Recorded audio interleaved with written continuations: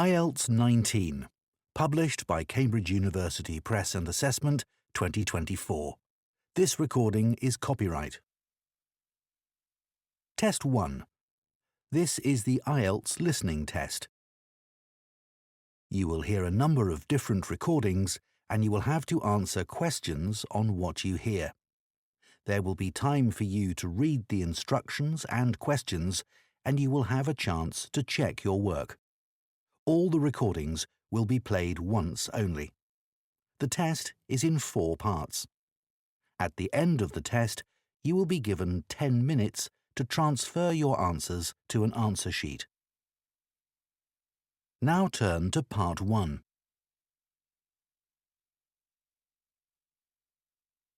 Part 1. You will hear a teaching assistant calling a country park about a school visit. First, you have some time to look at questions 1 to 6.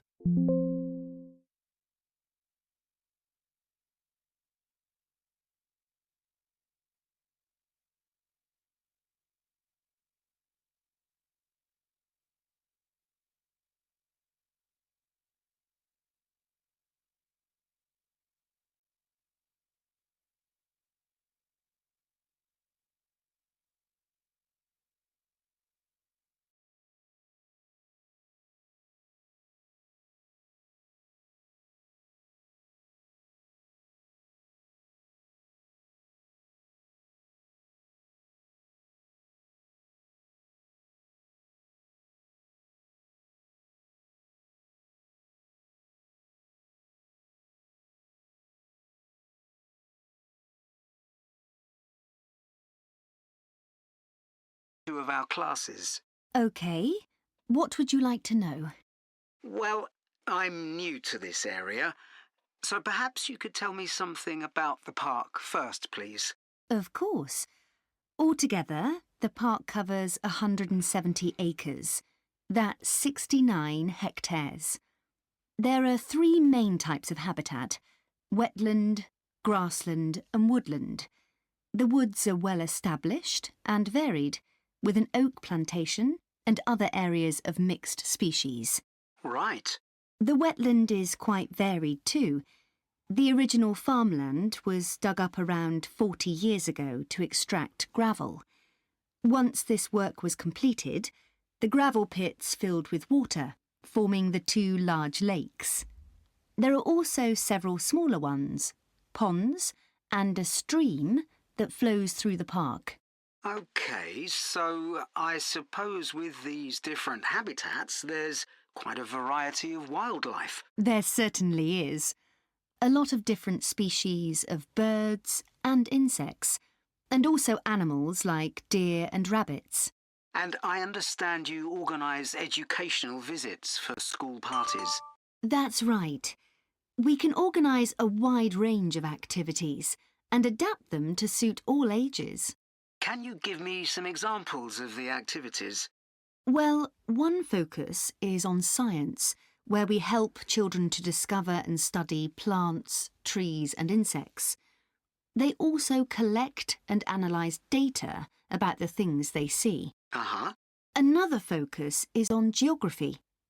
The park is a great environment to learn and practice reading a map and using a compass to navigate around the park.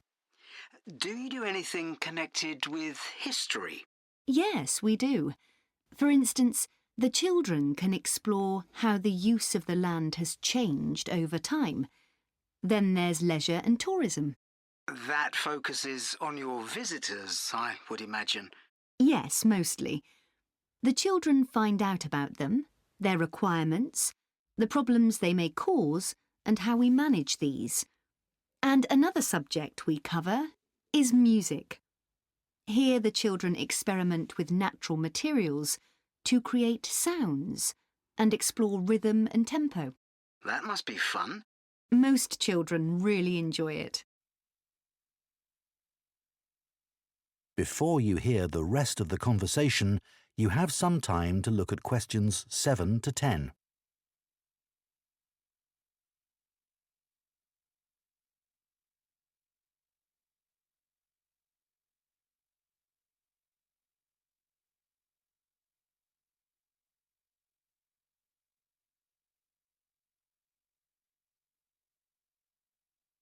Now listen and answer questions 7 to 10.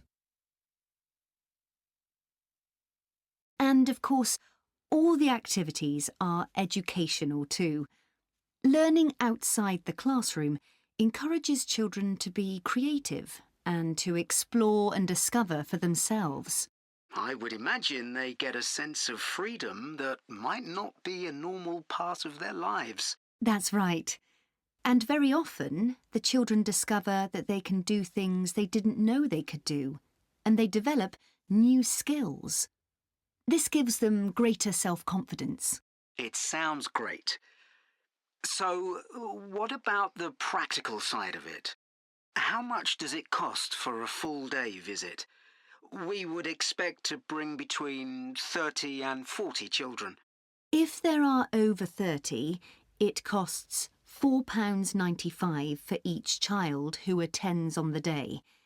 We invoice you afterwards, so you don't pay for children who can't come because of sickness, for example. There's no charge for leaders and other adults, as many as you want to bring. That sounds very fair. Well, thanks for all the information. I'll need to discuss it with my colleagues, and I hope to get back to you soon to make a booking. We'll look forward to hearing from you. Goodbye. Goodbye, and thank you. That is the end of Part 1. You now have 1 minute to check your answers to Part 1.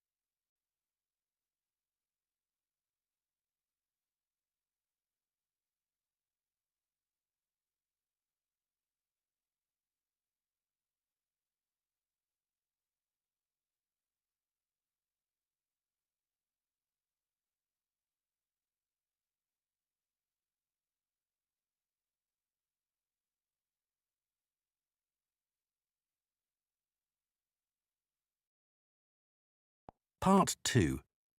You will hear the chairman of Stanthorpe Twinning Association, which organises the link between Stanthorpe in England and a town in France, talking to members about the year's events. First, you have some time to look at questions 11 to 15.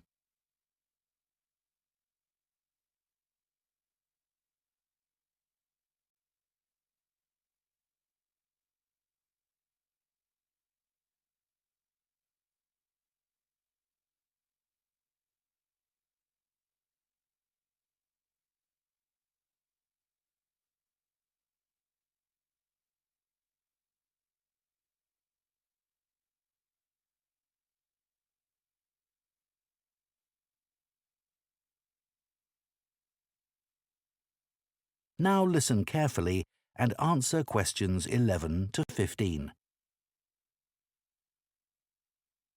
It's great to see so many members of the Twinning Association here tonight.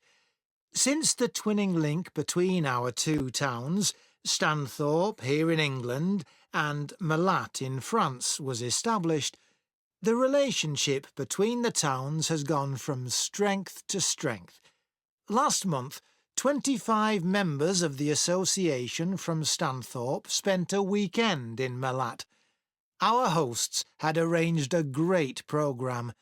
We learned how cheese is produced in the region and had the chance to taste the products. The theme park trip had to be cancelled, but we all had a great time on the final boat trip down the river. That was the real highlight. This is a special year for the association because it's 25 years since we were founded. In Malat, they're planning to mark this by building a footbridge in the municipal park. We've been discussing what to do here, and we've decided to plant a poplar tree in the museum gardens. We considered buying a garden seat to put there, but the authorities weren't happy with that idea. In terms of fundraising to support our activities, we've done very well. Our pancake evening was well attended and made record profits. And everyone enjoyed the demonstration of French cookery, which was nearly as successful. Numbers for our film show were limited because of the venue, so we're looking for somewhere bigger next year. We're looking forward to welcoming our French visitors here next week, and I know that many of you here will be hosting individuals or families. The coach from France will arrive at 5 p.m. on Friday.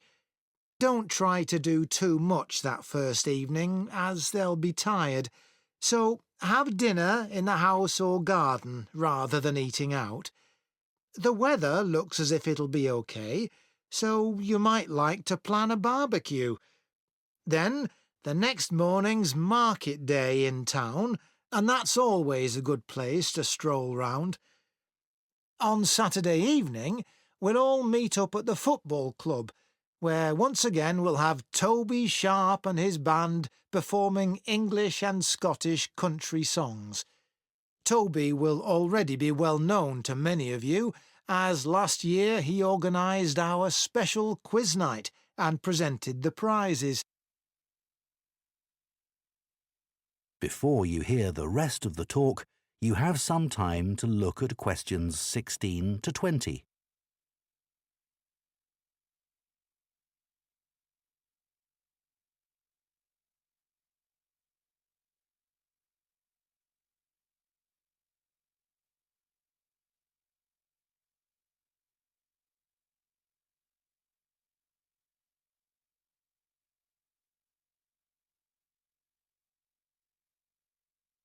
Now listen and answer questions 16 to 20.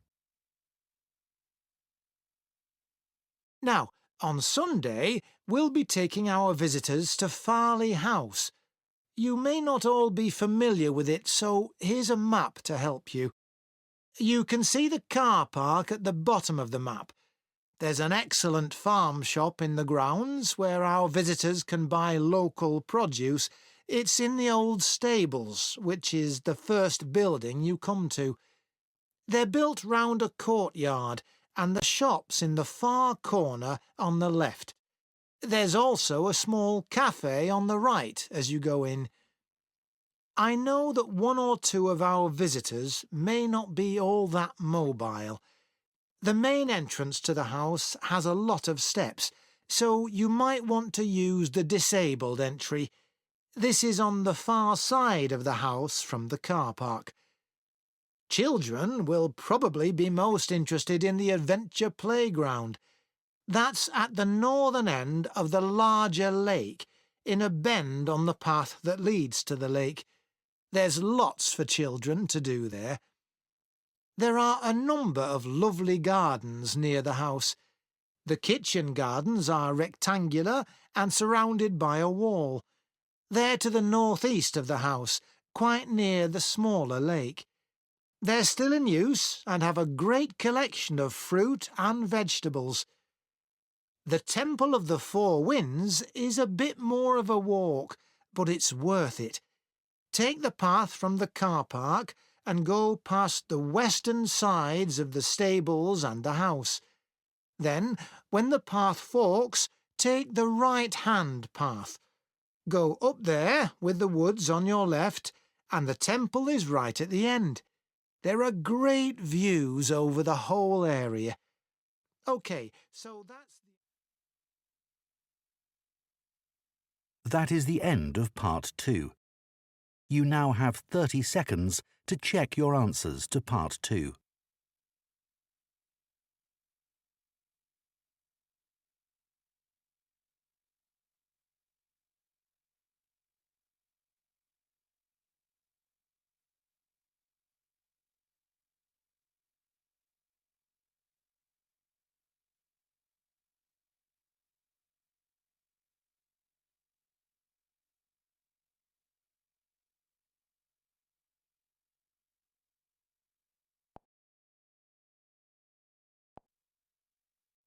Part 3.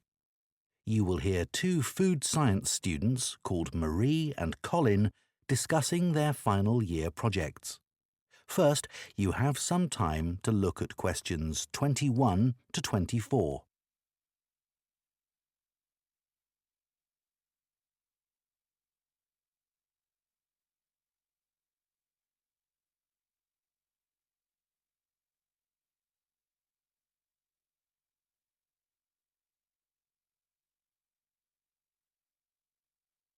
Now listen carefully and answer questions 21 to 24.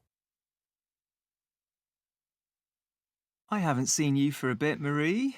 No, I've been busy with my project. You're making a vegan alternative to eggs, aren't you? Something that doesn't use animal products. Yes, I'm using chickpeas. I had two main aims when I first started looking for an alternative to eggs, but actually I've found chickpeas have got more advantages. Right. But how about your project on reusing waste food? You were looking at bread, weren't you? Yes, it's been hard work, but I've enjoyed it. The basic process was quite straightforward, breaking the stale bread down to a paste, then reforming it. But you were using 3D printing, weren't you, to make the paste into biscuits? Yeah, I'd used that before, but in this project I had time to play around with different patterns for the biscuits and finding how I could add fruit and vegetables to make them a more appetising colour, and I was really pleased with what I managed to produce. It must have been a great feeling to make something appetising out of bits of old bread that would have been thrown away otherwise. It was. And I'm hoping that some of the restaurants in town will be interested in the biscuits. I'm going to send them some samples. I came across something on the internet yesterday that might interest you. It was a company that's developed touch-sensitive sensors for food labels. It's a special sort of label on the food package. When the label's smooth, the food is fresh. And then when you can feel bumps on the label, that means the food's gone bad. It started off as a project to help visually impaired people know whether food was fit to eat or not. Interesting. So, just solid food? No, things like milk and juice as well. But actually, I thought it might be really good for drug storage in hospitals and pharmacies. Right. And coming back to food, maybe it'd be possible to use it for other things besides freshness, like how many kilograms a joint of meat is, for example. Yes, there's all sorts of possibilities.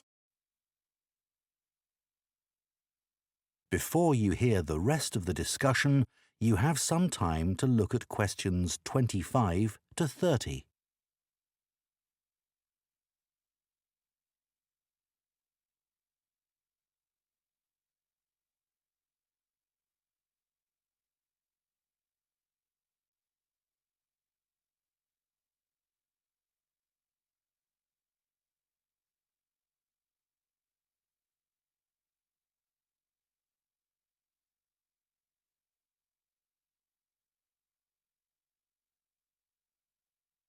Now listen and answer questions 25 to 30. I was reading an article about food trends predicting how eating habits might change in the next few years. Oh, things like more focus on local products. That seems so obvious, but the shops are still full of imported foods. Yes, they need to be more proactive to address that. And somehow motivate consumers to change, yes. One thing everyone's aware of is the need for a reduction in unnecessary packaging. But just about everything you buy in supermarkets is still covered in plastic. The government needs to do something about it. Absolutely. It's got to change. Do you think there'll be more interest in gluten and lactose-free food? For people with allergies or food intolerances. I don't know. Lots of people I know have been buying that type of food for years now. Yes, even if they haven't been diagnosed with an allergy. That's right. One thing I've noticed is the number of branded products related to celebrity chefs. People watch them cooking on TV and then buy things like spice mixes or frozen foods with the chef's name on. I bought something like that once, but I won't again. Yeah, I bought a ready-made spice mix for chicken, which was supposed to be used by a chef I'd seen on television, and it didn't actually taste of anything. Did the article mention ghost kitchens used to produce takeaway food? No, what are they? Well, they might have the name of a restaurant, but actually they're a cooking facility just for delivery meals. The public don't ever go there. But people aren't aware of that. It's all kept very quiet. So people don't realise the food's not actually from the restaurant? Right. Did you know more and more people are using all sorts of different mushrooms now to treat different health concerns? Things like heart problems. They might be taking a big risk there. Yes, it's hard to know which varieties are safe to eat. Anyway, maybe now we should... That is the end of part 3. You now have 30 seconds to check your answers to part 3.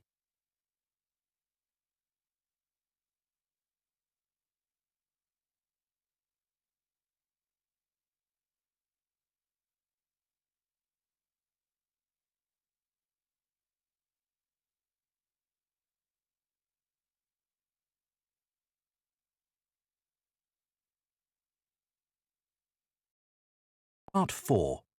You will hear an archaeology student giving a presentation on an important site in Ireland called the CAMBRIDGE Fields. First, you have some time to look at questions 31 to 40.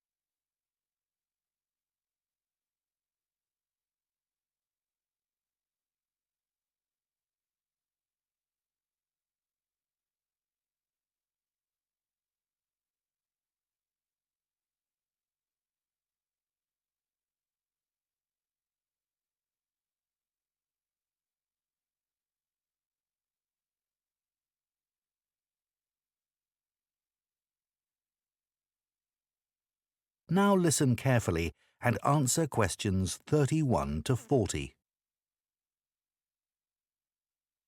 For my presentation today, I'm going to talk about the CAMBRIDGE Fields in the northwest of Ireland, one of the largest Neolithic sites in the world. I recently visited this site and observed the work that is currently being done by a team of archaeologists there. The site was first discovered in the 1930s by a local teacher, Patrick Caulfield. He noticed that when local people were digging in the bog, they were constantly hitting against what seemed to be rows of stones. He realised that these must be walls, and that they must be thousands of years old for them to predate the bog which subsequently grew over them.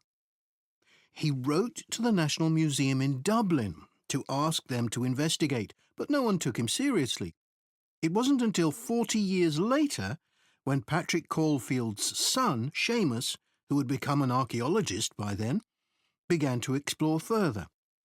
He inserted iron probes into the bog to map the formation of the stones, a traditional method which local people had always used for finding fuel buried in the bog for thousands of years. Carbon dating later proved that the site was over 5,000 years old and was the largest Neolithic site in Ireland. thanks to the bog which covers the area, the remains of the settlement at KG Fields, which is over 5,000 years old, are extremely well preserved. A bog is 90% water, its soil so saturated that when the grasses and heathers that grow on its surface die, they don't fully decay but accumulate in layers. Objects remain so well preserved in these conditions because of the acidity of the peat and the deficiency of oxygen. At least 175 days of rain a year are required for this to happen. This part of Ireland gets an average of 225 days.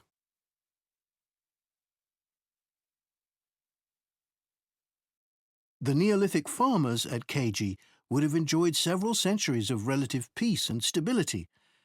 Neolithic farmers generally lived in larger communities than their predecessors, with a number of houses built around a community building.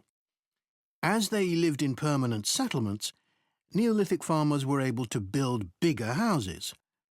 These weren't round, as people often assume, but rectangular, with a small hole in the roof that allowed smoke to escape.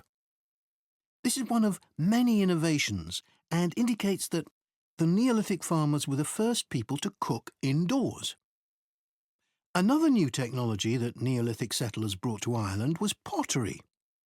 Fragments of Neolithic pots have been found in KG and elsewhere in Ireland. The pots were used for many things, as well as for storing food. Pots were filled with a small amount of fat, and when this was set alight, they served as lamps. It's thought that the KG fields were mainly used as paddocks for animals to graze in. Evidence from the KG fields suggests that each plot of land was of a suitable size to sustain an extended family. They may have used a system of rotational grazing in order to prevent overgrazing and to allow for plant recovery and regrowth. This must have been a year-round activity, as no structures have been found which would have been used to shelter animals in the winter. However, archaeologists believe that this way of life at KG ceased abruptly.